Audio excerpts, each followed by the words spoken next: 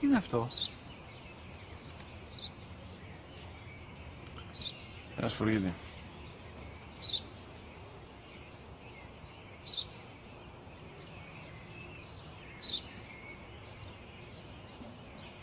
Τι είναι αυτό? Μόλις τώρα στο πατέρα, σπουργίτη είναι.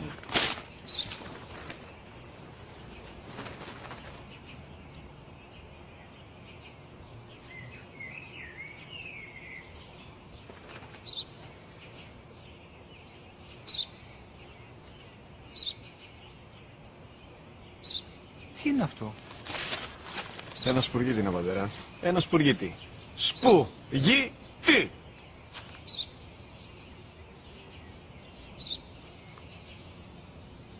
Τι είναι αυτό? Γιατί το κάνεις αυτό το πράγμα, μπορείς να μου πεις? Τόσες φορές σου είπα, είναι ένα σπουργίτη! Δεν το καταλαβαίνεις! Πού πας?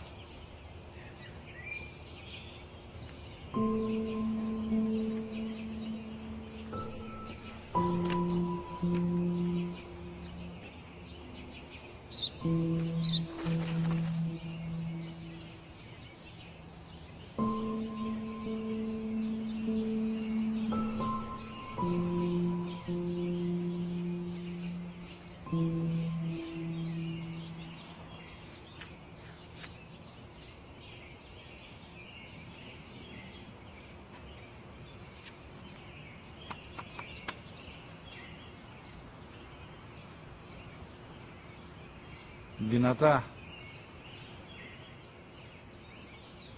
Σήμερα ο μικρός μου γιος που πριν λίγες μέρες έκλεισε τα 3 καθόταν μαζί μου έξω στο πάρκο όταν ένας σπουργίτη ήρθε και κάθισε απέναντί μας.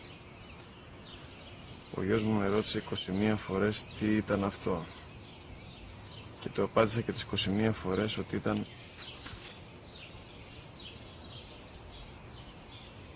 ένα σπουργίτη.